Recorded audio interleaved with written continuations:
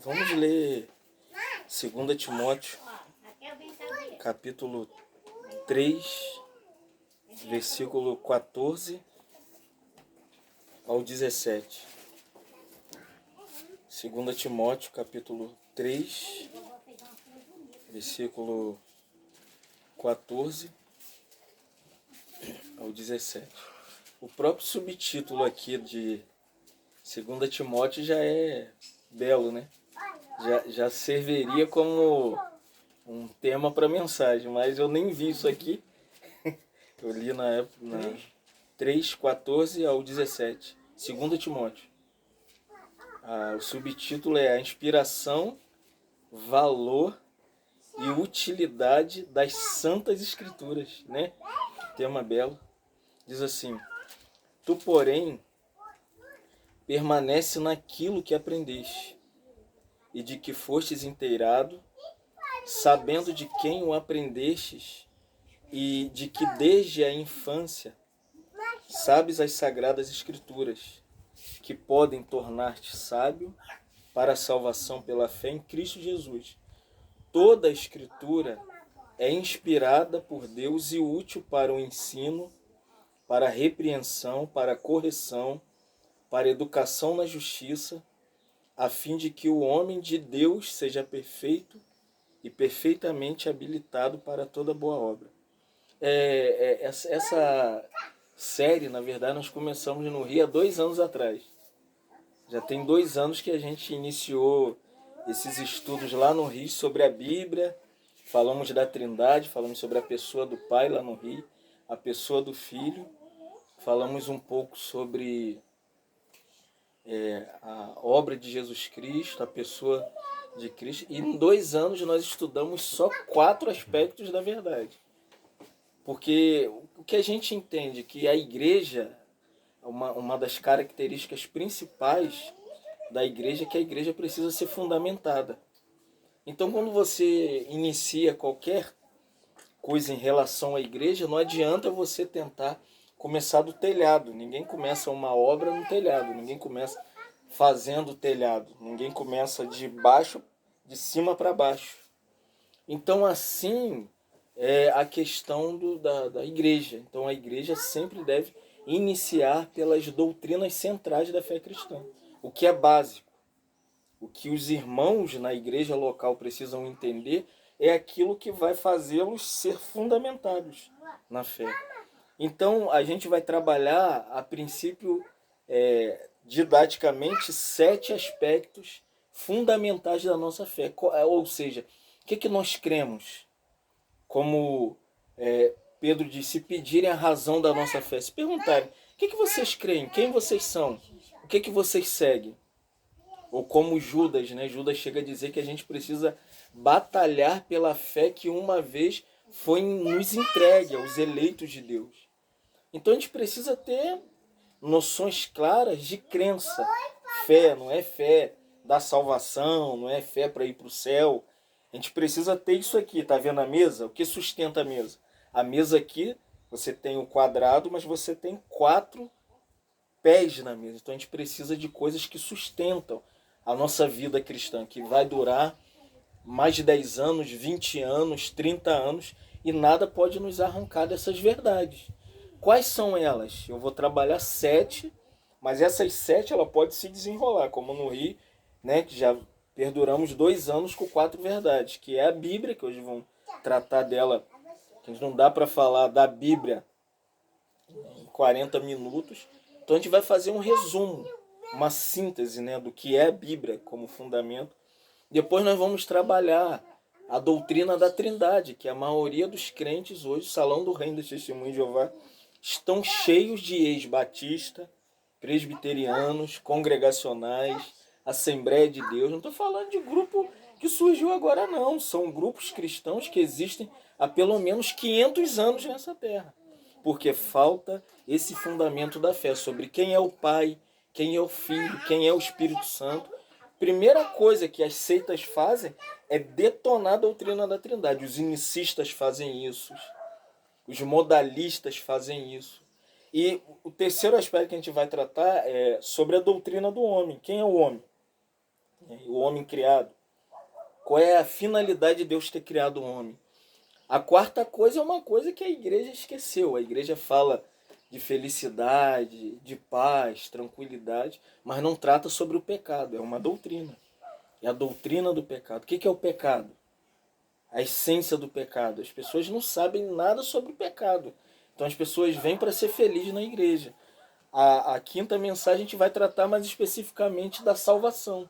O que é salvação? Como Deus salva o homem? Qual é o propósito de Deus dentro do plano de salvação? A maioria dos crentes não sabe nem por que foram salvos e para que foram salvos. Nem tem certeza se são salvos, para você ter noção. A sexta mensagem a gente vai tratar de uma coisa que eu acredito que vai deixar a gente muito assim alarmado sobre a igreja. Tem muitas concepções erradas sobre a igreja, a natureza da igreja, a vida da igreja. E por último a gente vai tratar panoramicamente, não vamos entrar em aspecto de amilenismo, pré-milenismo, pós-milenismo, dispensacionalismo. Nós vamos falar sobre aquilo que é comum a todos os crentes naquilo que a gente chama de escatologia, que é a doutrina das últimas coisas. O que é comum aos crentes? Que Jesus vai voltar, a igreja vai ser arrebatada e nós estaremos com o Senhor nos ares, depois haverá novos céus e nova terra, um reino que a justiça de Deus vai habitar eternamente. Então hoje nós começamos aqui basicamente dentro disso que Paulo, já no final do seu ministério, ele escrevendo a Timóteo, né? Timóteo, a gente sabe quem é Timóteo. Timóteo é um cristão que Paulo diz aqui que desde a infância ele conheceu a Bíblia, aprendeu da sua avó Lóide, da sua mãe Eunice. O lar de Timóteo foi um lar que ambientou a questão do discipulado, como a gente ontem ficamos conversando até 2 horas da manhã aqui, sobre discipulado, sobre crença, sobre cuidado pastoral, sobre a vida familiar. Ontem nós, se gravasse, a gente teria um livro de tudo que a gente falou ontem ali. Então, Timóteo é esse que a infância dele foi uma infância de intenso discipulado nas Sagradas Escrituras. Por que Timóteo teve que aprender as Escrituras? Para que Timóteo teve que aprender as Escrituras? Paulo mostra porque as Escrituras vão te ensinar o conhecimento sobre a salvação. Nada sobre a salvação está fora da Bíblia. Paulo diz aqui no versículo 15, né? Porque desde a infância, Timóteo, está falando para Timóteo, você sabe o que é a Bíblia, você conhece a Bíblia. Aqui as escrituras falam mais especificamente do Antigo Testamento, que não tinha o cânon fechado.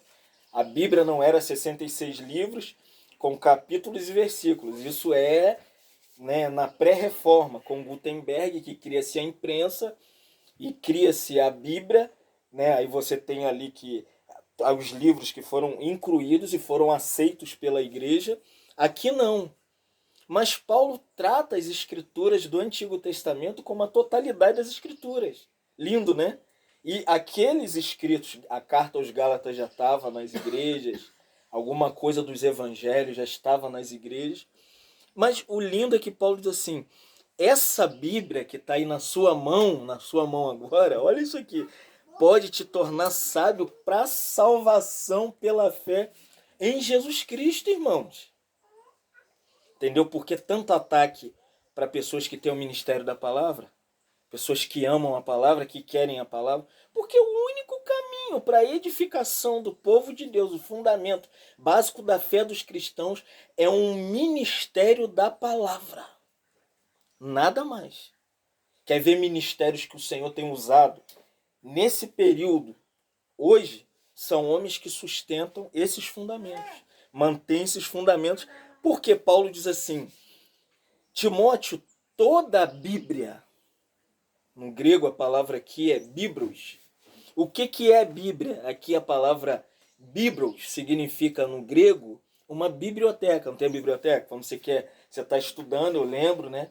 Quando terminei, aí entramos no período de faculdade, quando a gente tinha que fazer pesquisa, a gente tinha que ir para onde? A biblioteca. Hoje tem biblioteca pública, tem Maricá, deve ter, porque né? São Gonçalo eu nem sei se ainda tem. Mas tudo que a gente tinha que fazer, a gente procurava uma biblioteca, porque a biblioteca é uma coleção de livros. Então, o que é a Bíblia? A Bíblia é uma verdadeira biblioteca, com 66 livros, e ela se divide em duas partes. Já ouviu falar que tem o Antigo, a primeira parte dessa grande biblioteca, com 66 livros, que Paulo chama no versículo 16 de 2 Timóteo 3, ele chama de toda a Biblos. Toda a biblioteca, ela é um compêndio com dois testamentos. O Antigo Testamento, abre aí.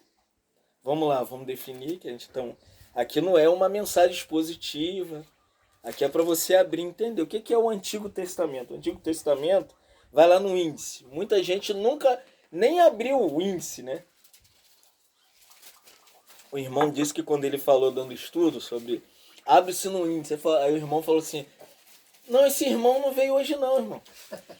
Ele falou: não, é o índice e a Bíblia. O irmão falou: não, a gente não conhece o índice não. Tá aqui. Vou apresentar o índice para você. É aquela primeira folhinha da Bíblia. É aqui você vai ver o que é a Bíblia. Primeiro você tem o livro de Gênesis e Êxodo. Se tiver uma canetinha, você grifa aí. Você vai grifar de Gênesis a Deuteronômio. Isso aqui é chamado de Pentateuco. Gênesis, Êxodo, Levítico, Números, Deuteronômio. Isso aqui é chamado de Pentateuco. No hebraico, o que é Pentateuco? Os primeiros 5 livros da Bíblia. Depois do Pentateuco, você tem de Josué até Esther. Eu estou falando do índice. Estou nem usando esboço, porque eu aprendi desde jovenzinho na escolinha dominical. Me ensinaram isso. No índice você descobre todo o conteúdo da Bíblia. Então, de Josué a Esther, que é Josué, tá vendo aí no índice?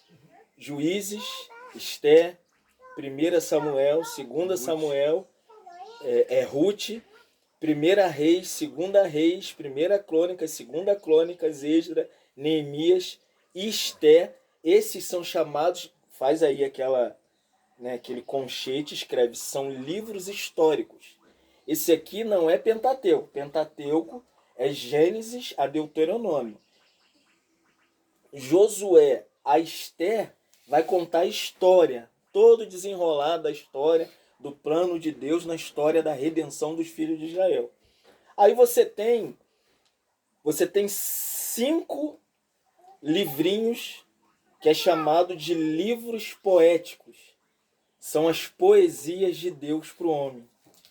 É onde Deus fala de maneira assim bem rimada do seu sentimento para o homem. Quais são os livros poéticos? Jó, Salmos, Provérbios, Eclesiastes, e Cantares de Salomão, ou algumas versões é Cântico dos Cânticos. Esses são os livros poéticos. Então você tem Pentateuco, livros históricos, e você tem os 5 livros poéticos. Depois disso você tem o que os estudiosos da Bíblia chamam do livro de Isaías até Malaquias, que tem aqui você tem uma divisão de Isaías, Jeremias, Lamentações de Jeremias, até Ezequiel. Esses são chamados de profetas maiores. Não é no caso de ser profeta maiores, porque eles estavam sobre os outros profetas. É na questão do conteúdo. São livros mais extensos, com mais capítulos. Aí os profetas menores, você tem aí Daniel, Oséias, Joel, Amós, Obadias, Jonas, Miqueias, Naum, Abacuque, Sofonias, Ageu, Zacarias e Malaquias. Identificamos o conteúdo do Antigo Testamento. Se divide 66 livros entre Pentateuco, os primeiros 5 livros da Bíblia, os livros históricos, os livros poéticos, os profetas maiores e os profetas menores, viu? Viu como a Bíblia é fácil? No próprio índice você descobre o conteúdo que você percebe da Bíblia. Se você marcar o índice aí com conchete, é assim, tipo, quando minha memória falha, que eu tenho que estar dando uma mensagem, é aqui que eu vou. Meu recurso é aqui, não é nem no esboço, eu não estou nem usando o esboço. Porque a Bíblia foi subdividida. Os próprios irmãos, né, que tiveram essa habilidade de, de nos dar as escrituras, eles mostraram isso pra gente. Mas quando você pega Romanos capítulo 1, versículo 2, 1 e 2, Paulo diz assim: que vantagem tem o judeu, o qual a utilidade da circuncisão? Muito sobre os aspectos, porque Paulo diz assim, porque para os judeus foram confiadas as escrituras. O que Paulo está dizendo para os irmãos em Roma? Que a Bíblia é um livro com um conteúdo para um povo. Esse povo originário. Nenhum outro povo na face da terra recebeu um livro como esse, que contém Pentateuco, os livros históricos, os livros poéticos, profetas maiores, os profetas menores. Paulo está dizendo, isso é o que Deus deu como palavra para o seu povo. E qual é a segunda grande divisão desse livro? São 27 livros que a gente chama de Novo Testamento. Está com o índice aberto? Vamos viajar agora pelo Novo. Viajamos no Antigo. Agora nós vamos viajar no Novo Testamento. Mas o que é o Novo? Né, as pessoas falam assim, eu tenho um Novo Testamento em casa. Mas as pessoas não conhecem o Novo Testamento. Novo Testamento são 27 livros. Nós vamos pelo índice, nós vamos descobrir quais são. A grande pergunta, o que é o Novo Testamento? São divisões como o Antigo. O Antigo tem Pentateuco, histórico, poético, profeta maior, profeta menor. Grifa aí. Os primeiros 4 livros do Novo Testamento são chamados de livros biográficos ou livros históricos. Quais são? Vamos ler? Mateus, Marcos, Lucas e João. Aqui são livros que contam, ontem eu falei na mensagem, são 4 biografias diferentes. Cada um viu Jesus de um ângulo. Aí, Silvinha, a resposta chegando aqui. Como a gente entende a Bíblia? Porque a Bíblia é um drama. É o drama das Escrituras. O drama do Novo Testamento começa mostrando que Jesus é um rei. Primeiro ato, ele é o rei. O segundo ato, ele é o servo, em Marcos. Terceiro ato, ele é um homem perfeito, em Lucas. Quarto ato, ele é Deus, no Evangelho de Mateus. Servo. Rei, servo, homem perfeito e Deus. Mateus, Marcos, Lucas e João. Já vou deixar a dica. Comprem de Mike Green, é uma das maiores obras que eu já li há 20 anos atrás, estou relendo, o Drama das Escrituras. Baratinho, você encontra na Amazon hoje, muito barato. Tem e-book, compra lá por R$7, baixa no seu celular, lê no ônibus, lê quando acorda. E, gente, Deus proveu tudo para a gente entender e se relacionar com a palavra de Deus. Então, os primeiros 4 livros são livros históricos ou biográficos. Mais especificamente, alguns questionam, mas a história não é Atos? Eu sou desses que defendem que o verdadeiro livro histórico não é os livros biográficos. As biografias contam as coisas que Jesus fez enquanto ele estava aqui, sua vida e sua obra. Aonde está o livro histórico? Só existe um livro histórico no Novo Testamento. A pergunta é, qual é? Depois de João, vem qual livro aí na sua Bíblia? No índice. João? Atos. Isso aí, faz o colchete, escreve livro histórico. São 28 capítulos que conta a história, Atos dos Apóstolos, que conta a história do Espírito Santo através da vida da igreja. Então você vai ter essa divisão no livro de Atos em 2 partes. Do capítulo 1 ao 12, você vai ver a primeira divisão desse livro. Qual é a primeira divisão? É o ministério de Pedro. Você vai ver tudo. Desde o Pentecoste, a vinda do Espírito Santo, as curas.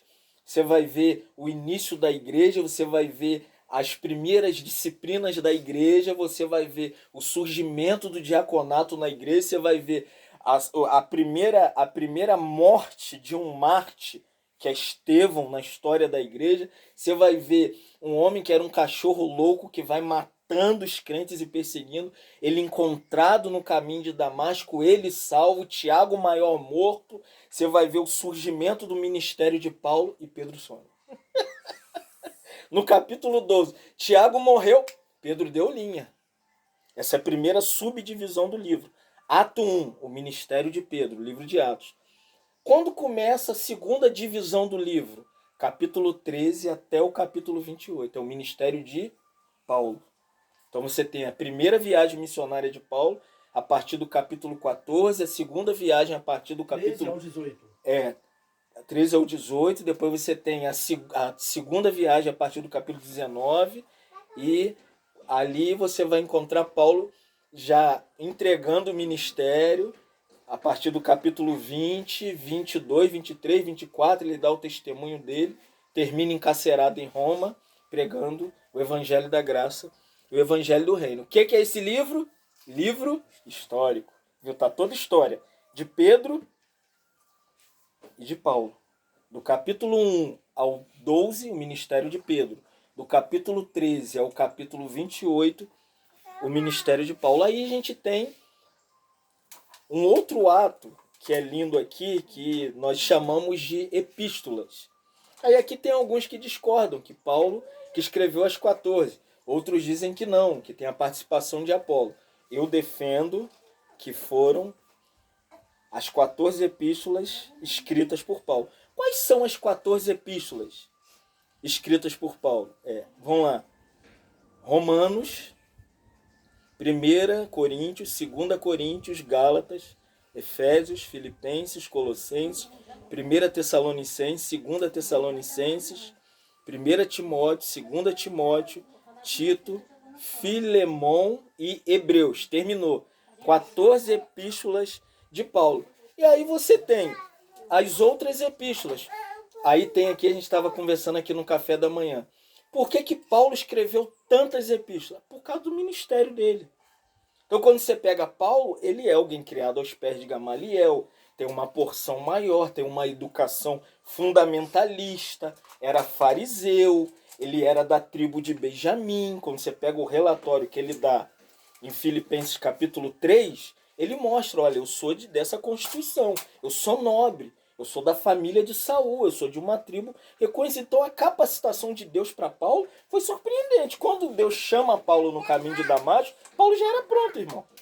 Tanto que depois de Damasco, ele vai para o deserto da Arábia. Do deserto da Arábia, ele volta, já está pronto. Depois de 14 anos, Paulo tem uma visão para as igrejas. Que tá onde que está a visão de Paulo? Está de Romanos a Hebreus. Quer entender o que Paulo pensava? Você tem que ler as 14 epístolas de Paulo. Eu sou apaixonado. Uma visão Paulo. A visão de Paulo. De Romanos até Hebreus. Alguns divergem, né? O Marquinhos, que é um estudioso, diverge que quem escreveu o Hebreus não foi Paulo. Priscila. Diz que foi Priscila, tu disse que é Apolo, que era versado no Antigo Testamento. Mas a gente vai abrir aqui que eu, pessoalmente, não tenho problema com isso. Isso aqui é um contexto... Isso aqui é chamado... O que eu estou explicando para vocês? Na faculdade teológica, isso é chamado de bibliologia. O estudo das escrituras. É a Bíblia, entender o conteúdo. Então você tem Hebreus, você tem Tiago, você tem Tiago. Aqui Tiago, quem é Tiago? É o irmão de Jesus. É esse Tiago aí que... Aí você tem 1 Pedro, 2 Pedro. Pedro não podia escrever 14. Pedro era tô quente, tô frio. Então Deus falou, só vai escrever 3, né? Alguns insistem que Pedro escreveu o Evangelho de Marcos, né? Alguns insistem também. Eu também acredito. 1 e 2 Pedro. Aí você tem 1, 2, 3 João. Quem escreveu 1, 2 e 3 João foi o apóstolo João, que era o evangelista que deitava no colo do Senhor. Aí você tem Judas. Esse Judas aqui, não confunda, não é o Iscariote. Teve um irmão pregando e falou, é o Judas, ele foi salvo porque ele escreveu um livro. Aí o irmão gritou, heresia! Esse não.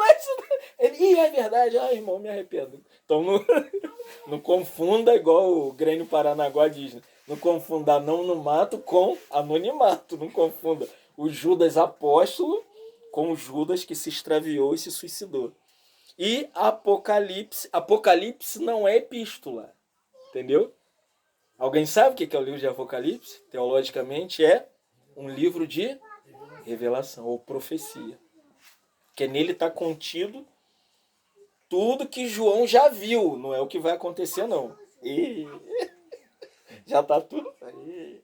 Os amilenistas agora. Que é verdade mesmo. João já viu as 7 igrejas, João já viu o reino, João já viu o estabelecimento da grande tribulação, já começou. Aí o Marquinhos gostou agora. Entendeu? Já viu, João já viu.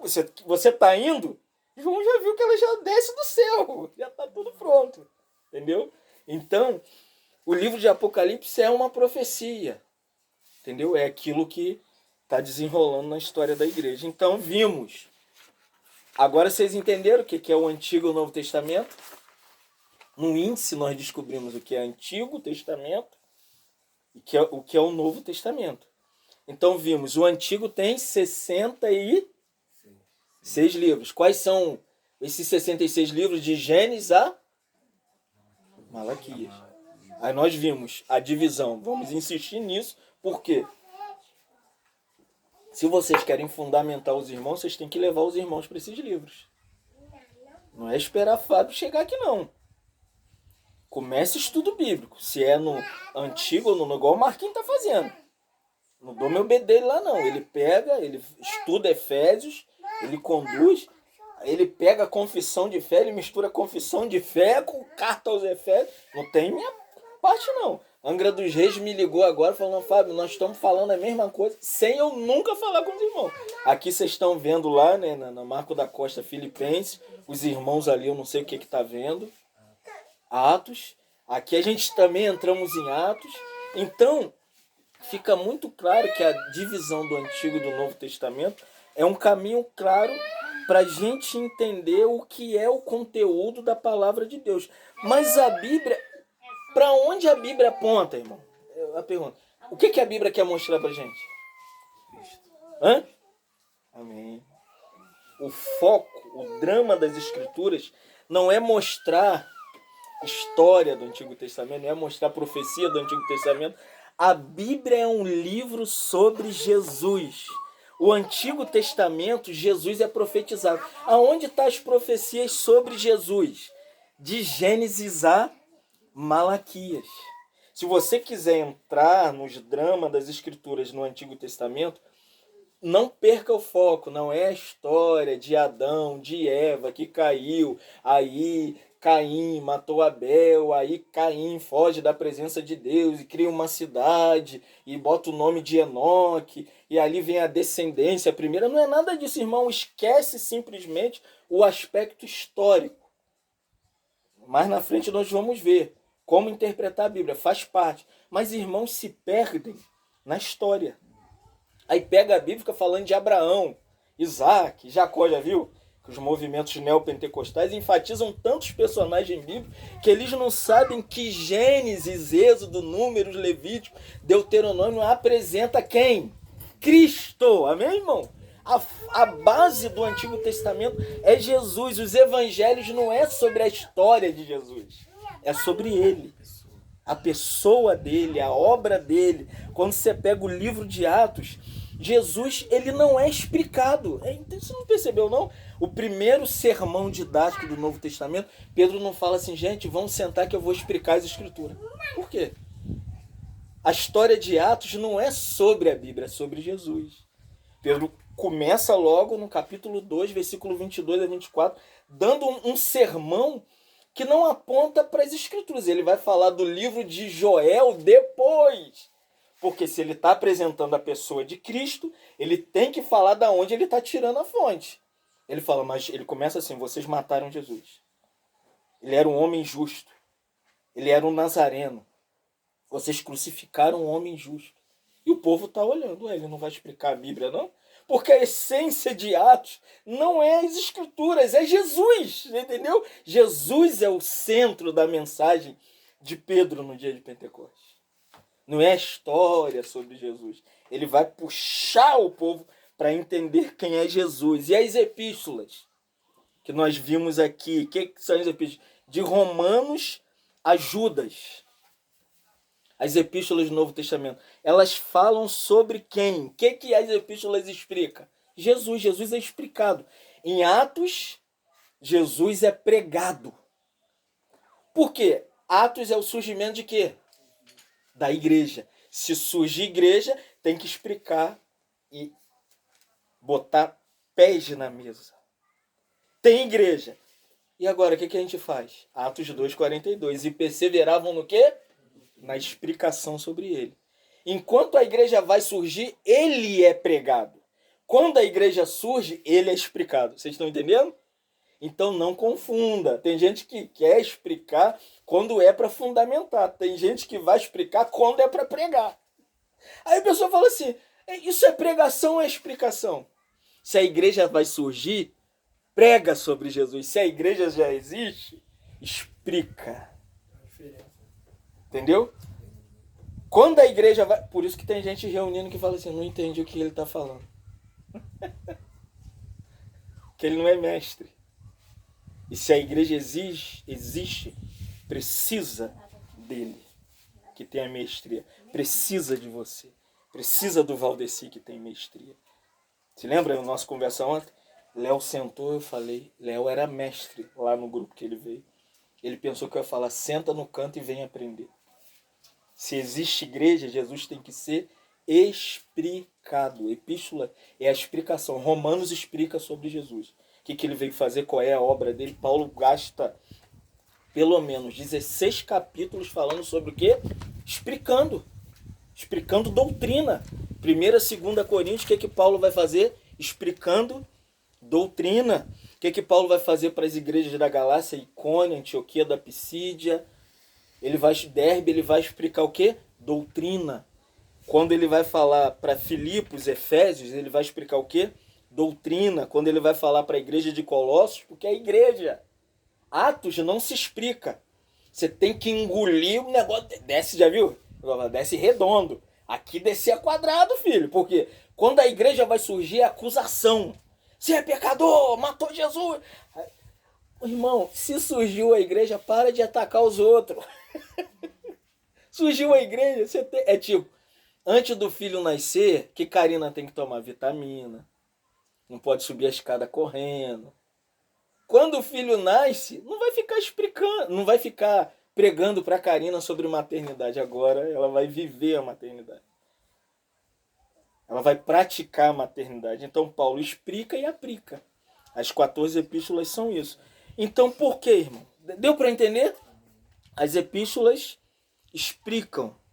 O livro de Apocalipse não é nem para entender. Que isso, irmão? Por isso que o maior mestre da reforma protestante,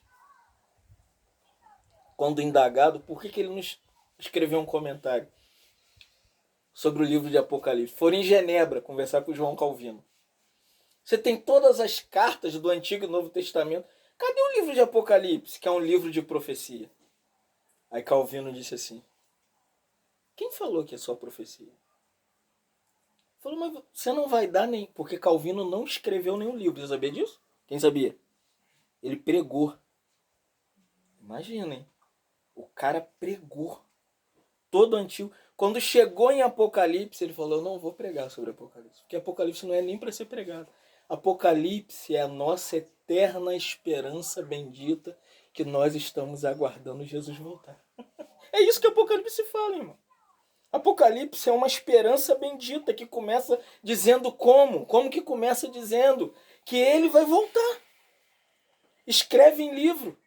Porque eu vou voltar sem demora. Então existe uma esperança. Então, o que é o livro de Apocalipse? Jesus não é pregado no Apocalipse. Tem pregação em Apocalipse? Para as 7 igrejas? Repreensão, porque já é igreja. Igreja é igual criança quando faz bagunça. Eu estava ouvindo, a Raquel acordou. Fica quieta, Raquel. Já nasceu, tem que chamar atenção mesmo. Eu falei, que gostoso, é igual a igreja. Fica quieta, Raquel. Os irmãos, às vezes eu com o Pedro. Se nasceu, né? Tem que falar, fica quieto, Pedro. Pedro, o irmão tá dormindo, Pedro. Então, Apocalipse, Jesus não é explicado, Jesus não é pregado, Jesus é o quê?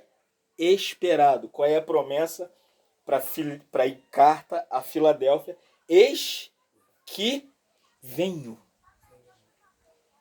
É todo mundo aguardando. Jesus não é pregado em Apocalipse. Jesus não é explicado no livro de Apocalipse. Jesus, ele é esperado pelos cristãos no primeiro século.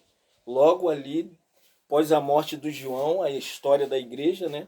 Quem quiser pode comprar a história dos Hebreus, ou o livro dos Mártires, de John Foxe, ou a história do Coliseu Romano. São livros que estão aí, que mostram esse período. Que a maioria dos crentes não sabem que não terminou com João depois que morreu, depois de Pátimo. Teve Policarpo de Quaresma, Tomás a Kempis, Irineu, teve o Santo Agostinho, né? Teve outros servos que... Então vimos, a Bíblia é um livro sobre Jesus Cristo.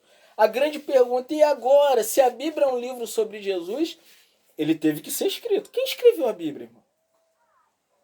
Vai, Silvio. Inspirado.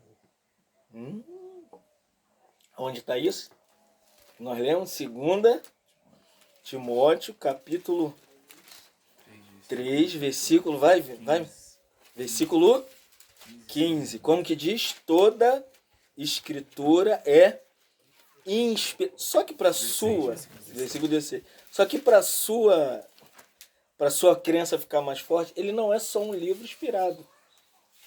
Ele tem a Bíblia tem dupla autoria.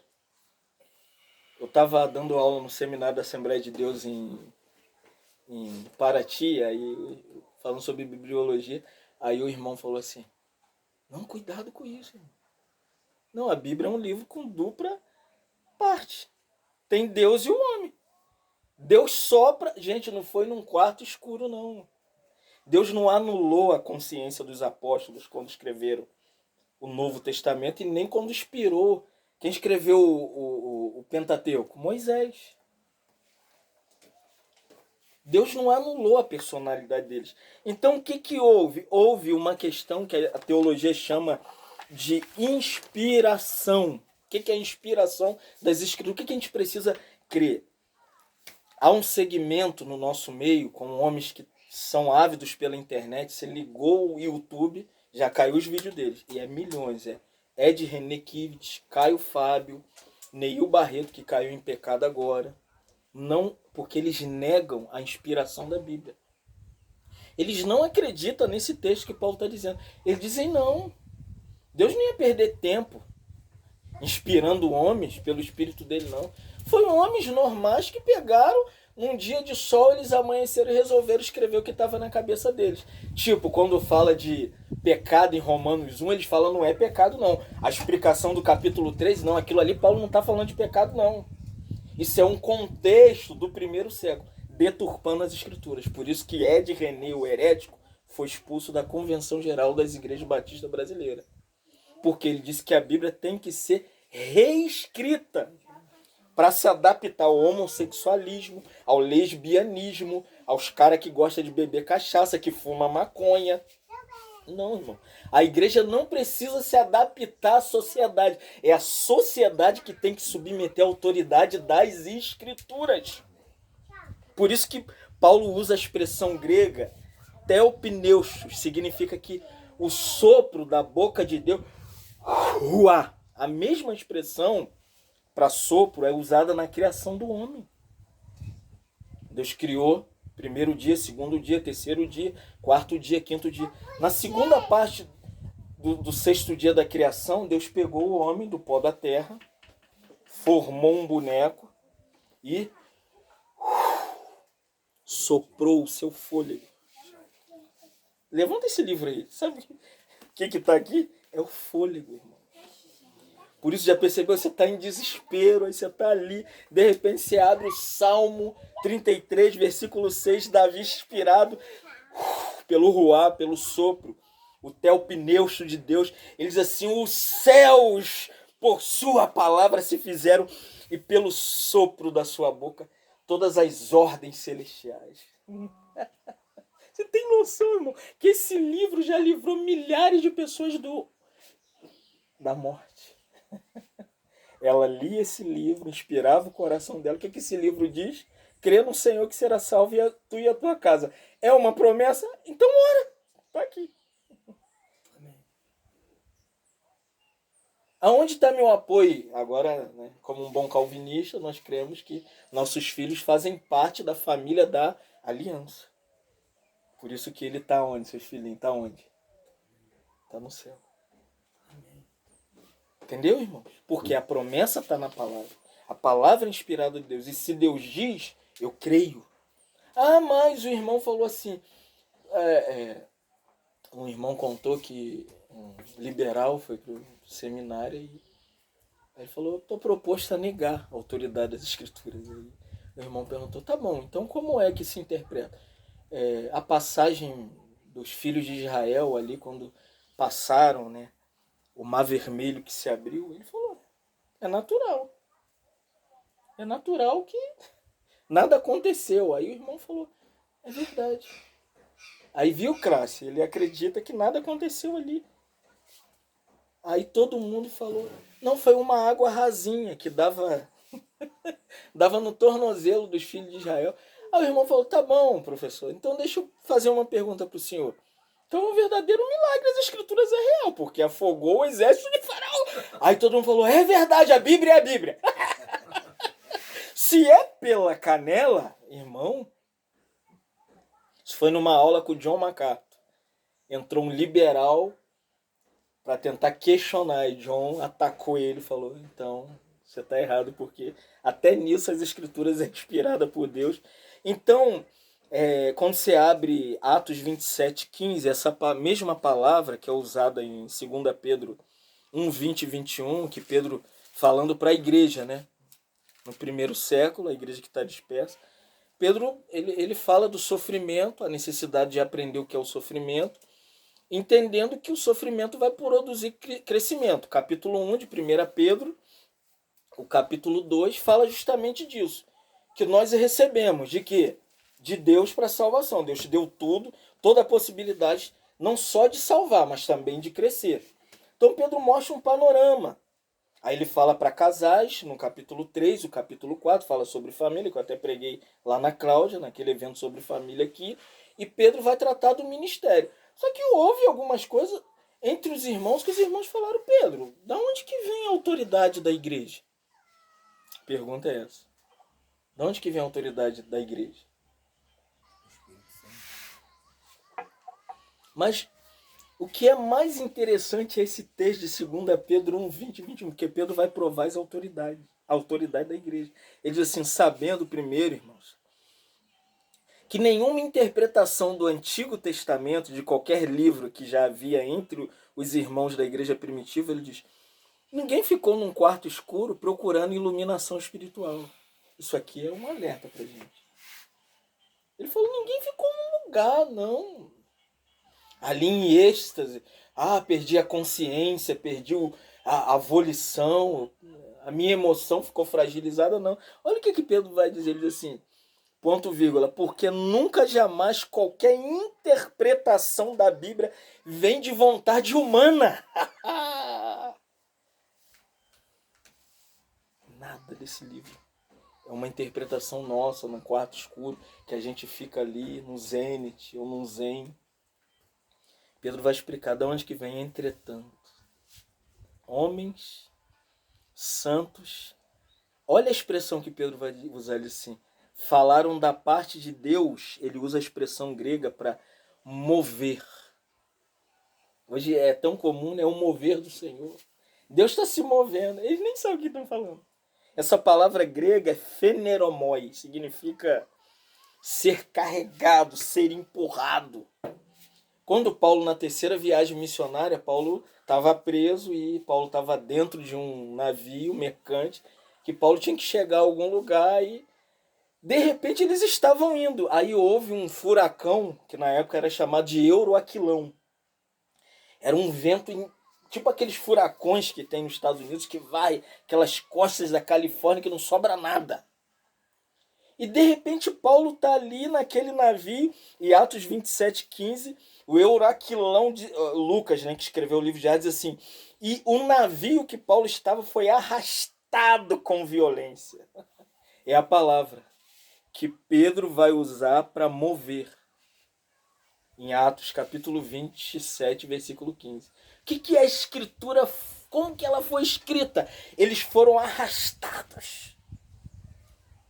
Foram movidos, guiados. Deus impulsionou a mente deles e guiou o pergaminho e a caneta na tinta. A gente não tem noção, é igual pega o vento. Não tem como, foi isso que aconteceu. Foi arrastado Foi sem arrastado, poder resistir. sem poder resistir ao vento. A escritura, irmão, não teve como resistir. Não vou escrever. Não sei se você já teve essa experiência. Deus, aqui a gente não tem como escrever a Bíblia, nem reinterpretar a Bíblia. Embora a Bíblia precise de interpretação que nós vamos estudar. Cessamos a manobra e deixamos-nos levar. Foi isso que aconteceu. Deus impulsionou a mente, a vontade, a emoção, o coração e sentimentos internos dos apóstolos para que eles escrevessem cada vírgula, cada sentença, cada ponto final, mas todo mundo com consciência do que estava escrevendo, do que estava lendo, porque eles pegaram o Antigo Testamento. Como que eles sabiam que eles iam escrever? Eles fizeram uma releitura da pessoa de Cristo dentro desse mover, desse feneremoi, sendo carregados, movidos sem resistir ao Espírito Santo. Por quê? Por quê, irmão? Porque a igreja, agora é aqui que está o nosso problema. A igreja não escreveu a Bíblia. Entendeu? Vocês estão entendendo o que eu estou falando? Qualquer grupo que acha que você tem que se reunir com eles para entender as escrituras vai virar seita. As escrituras estão sobre a igreja. A igreja tem que se submeter às escrituras. Não é a igreja que interpreta as escrituras. As escrituras dão base para a igreja. Mas a igreja, ela não pode dizer que ela é que criou a Bíblia. Deus inspirou a Bíblia e moveu homens para interpretar a palavra. Deus, os profetas e os apóstolos escreveram a Bíblia ao povo de Deus. Não é a igreja que deu a Bíblia. Quando a igreja surge, já tinha o quê? O Antigo Testamento. Então, quando a igreja nasceu, eles tinham 66 livros, que eles não ficaram num quarto procurando. Se lembra de Jesus? Em Lucas, quando ele entra na sinagoga, ele pega... O que ele pega? O pergaminho. O livro de Isaías, capítulo 61. Porque o Espírito... E os judeus ficaram olhando. A Bíblia está ali. O autor da Bíblia é ele. Ele pega o livro que ele inspirou, o Antigo Testamento, e ele pega o livro que vai falar sobre ele e diz assim: porque o Espírito do Senhor está sobre mim, o qual me ungiu para pregar boa. Os judeus falaram, é ele. Fechou o livro e caiu fora. Entendeu? O que Jesus quis dizer? Vocês não são os donos da Bíblia. A Bíblia nasceu antes de vocês. O judaísmo vai surgir depois. É depois que a sinagoga surge.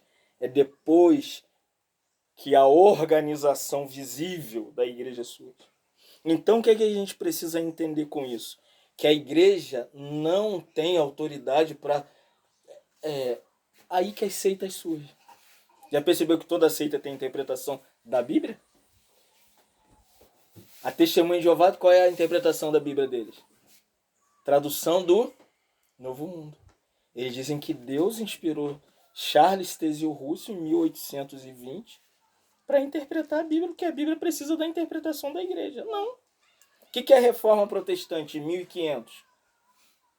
Por que Lutero saiu da Igreja Católica? Porque Lutero entendeu que a Igreja Católica não era intérprete da Bíblia. Quando ele é levado à dieta de Ormes, Títzio, que era o opositor de Lutero, um padre na sua época, ele escreveu as 95 teses, colocou no castelo de Wittenberg. Quando eles leram, um dos pontos das teses de Lutero é que a Bíblia está sobre a igreja. Chama Lutero. Porque 1000 anos a igreja romana começou a dizer nas entrelinhas que ela era a autoridade sobre a Bíblia, que a Bíblia tinha que partir deles, que eles interpretavam a Bíblia, e que se não tivesse a interpretação da igreja sobre a Bíblia, você não era romano. Aí Lutero chegou lá na dieta de Worms. Tietzel falou para ele: Lutero, é só tirar o que você escreveu, Lutero, por favor. Lutero falou assim: até que me prove o contrário. Imaginem. Imagina.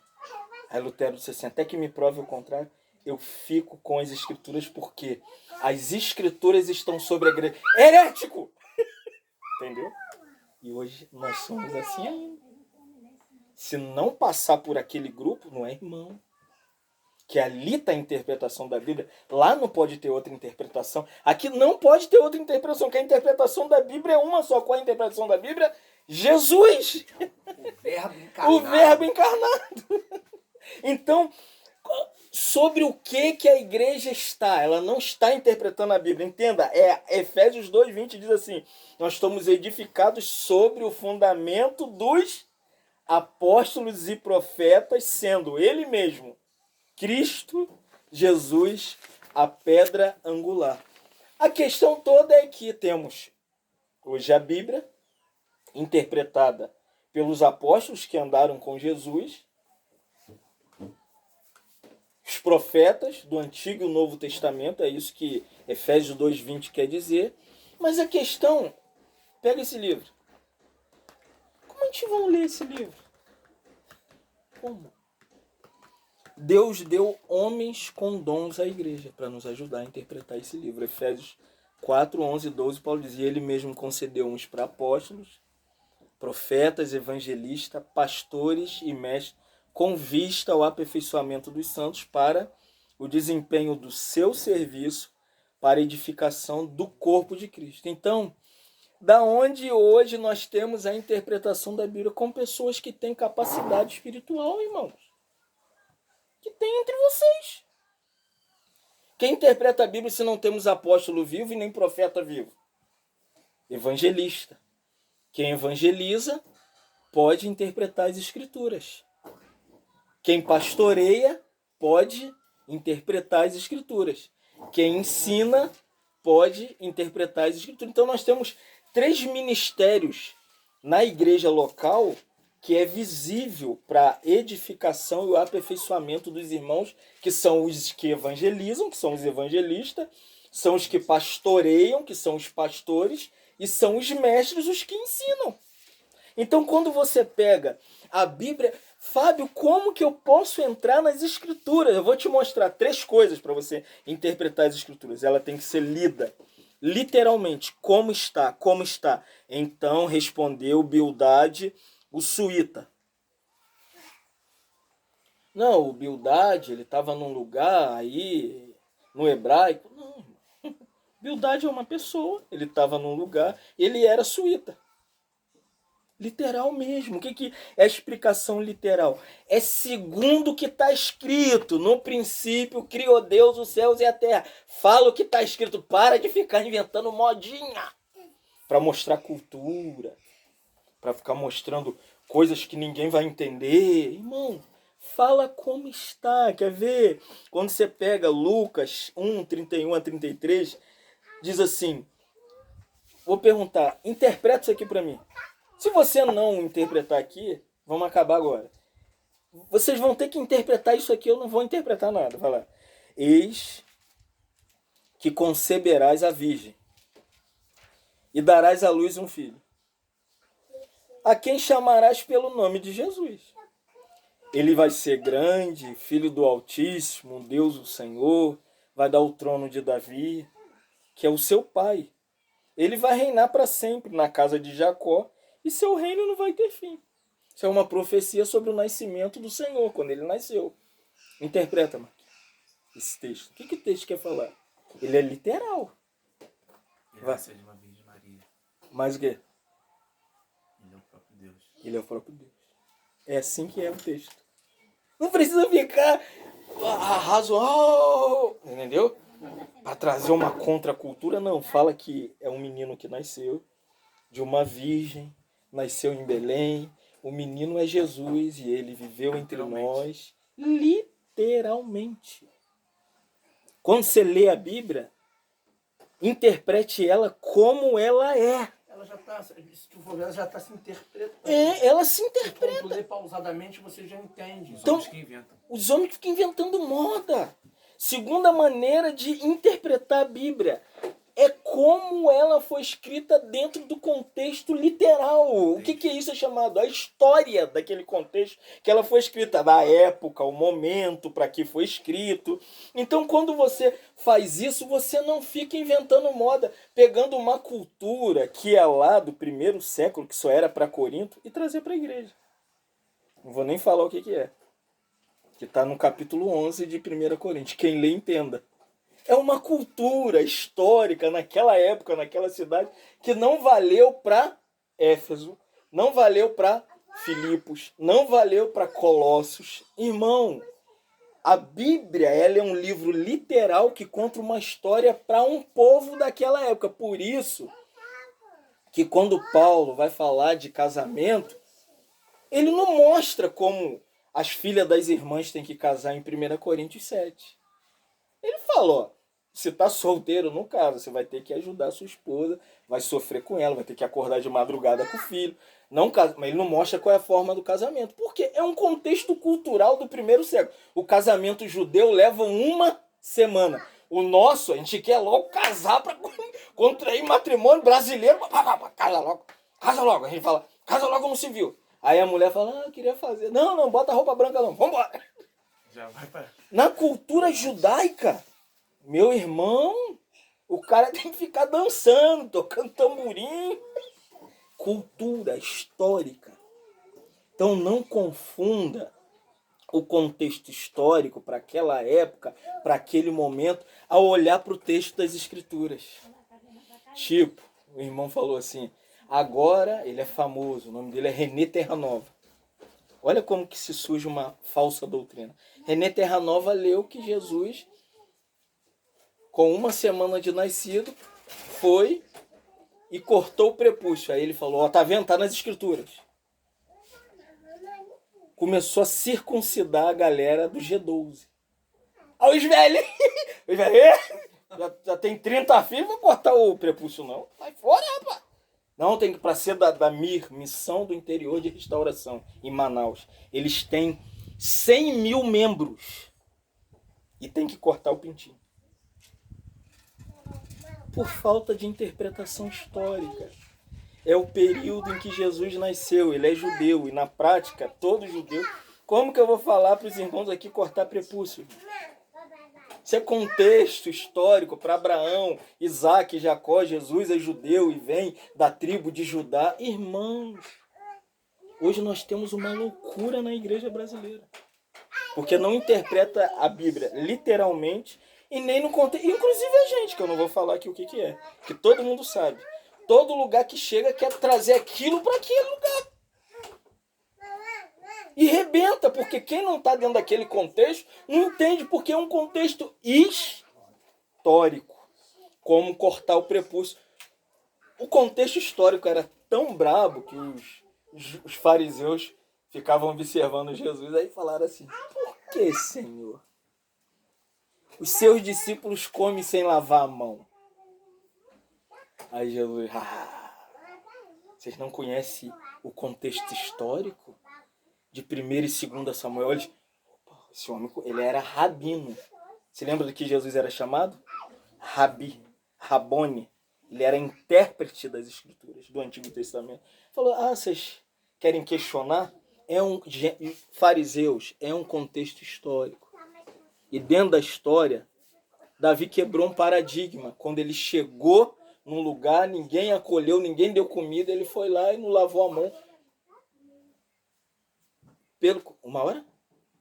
Pelo contrário, não dá mais no Instagram. Pelo contrário, ele comeu as espigas e entrou no santo dos santos. Os judeus ficaram quietinhos. Vocês querem pegar uma coisa que vocês estão interpretando fora do contexto histórico. Você entendeu, irmão? Terceiro, para terminar, é a interpretação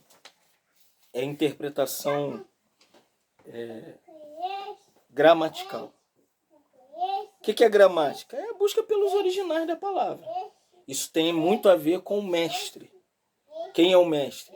ele não vai se conformar, tipo, ler. Isso acontecia muito comigo na juventude. Eu li Romanos, né? Uma vez eu li Romanos na minha juventude. Paulo, apóstolo de Jesus Cristo, chamado para o Evangelho. Aí eu perguntei na escola dominical, presbítero Gilberto, o que é o Evangelho? Mistério. Fulano, mistério. Aí eu tava num lugar, aí o Alex, hoje ele é um irmãozão, aí Alex falou, Fábio, compra um comentário bíblico. Eu falei, tem isso? Ele falou, tem. Tem coisas na Bíblia que são entendidas no seu original. Então, quando diz lá evangelho, não é essa palavra. É evangelion no grego. Eu falei, Alex? Ele falou, porque evangelho é boa notícia. Eu falei, então tem que ler assim, Paulo era um pregador de boa notícia. Era. Eu falei, tá. No princípio criou Deus os céus e a terra. Não é assim que está lá. É Bereshit bara Elohim. É Deus no início criou todas as coisas, a trindade. Elohim é uma pluralidade, não é que Deus é 3 deuses. Mas tem um conceito ali da gramática, mas isso é para mestre. Não tente comprar às vezes tem gente que compra como o irmão falou assim, não, agora eu entendi. Ele comprou, eu falei, Fábio, eu não estou entendendo nada, porque você não é mestre.